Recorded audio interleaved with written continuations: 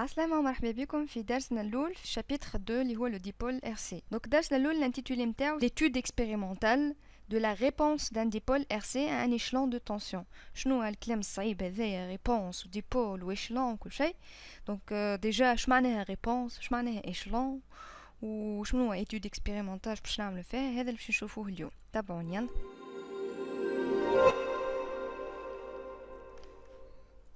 باهي أول حاجة باش نبداو الساعة نجاوبو شنو معناها un échelon de tension.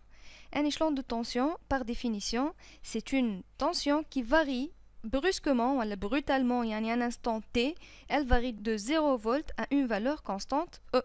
ها نشوفوها مع بعضنا. هذه une tension V، هذا باش نسميوها un échelon. علاش؟ على خاطرها un instant t égale à 0 تعدات من 0 فولت jusqu'à E وقعدت كونستانت هكاك. هذاك اش معناها échelon. دونك الحكاية فارغة. Un échelon E, tout simplement, نجم تحصل عليه avec une source de tension E constante ou un générateur de tension. D'accord? الحاجة الثانية اش معناها la réponse d'un dipôle RC. La réponse هي الجواب. Donc la réponse d'un dipôle, c'est le comportement de la tension au bord du dipôle suite à l'application d'une tension. سهلة الحكاية. عندي circuit هذايا فيه un échelon, donc j'ai appliqué cet échelon là au dipôle RC باش نشوف le comportement de la tension UC. L'échelon appliqué aux bornes du RC et on va voir le comportement de UC en fonction du temps. يلا مالا نشوفوا la réponse du dipôle RC à un échelon de tension. باش نبداو بالcircuit اللي تعرفوه بالباهي، le circuit de charge et de décharge du condensateur. Donc ce qu'on va faire c'est avoir un commutateur لهنا. إذا كان le commutateur sur la position 1 شو مش يصير؟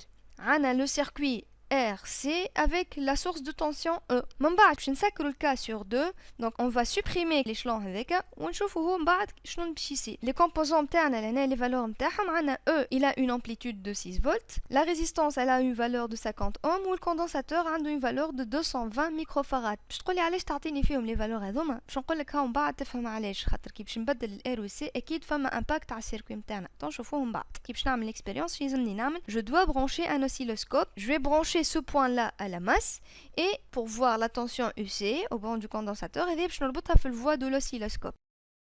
Alors voici le résultat.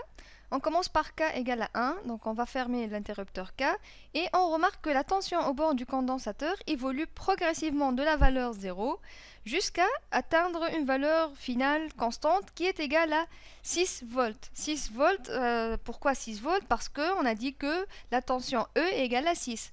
Donc la tension UC, elle évolue de 0 puisque le condensateur était initialement déchargé jusqu'à atteindre une valeur qui est égale à 6 volts, donc la valeur finale est égale à E. On remarque que dans cette courbe, on a deux parties. Lorsque UC évolue progressivement, on appelle ça le régime transitoire. Donc. Et après, lorsque UC devient constante, on appelle ça le régime permanent.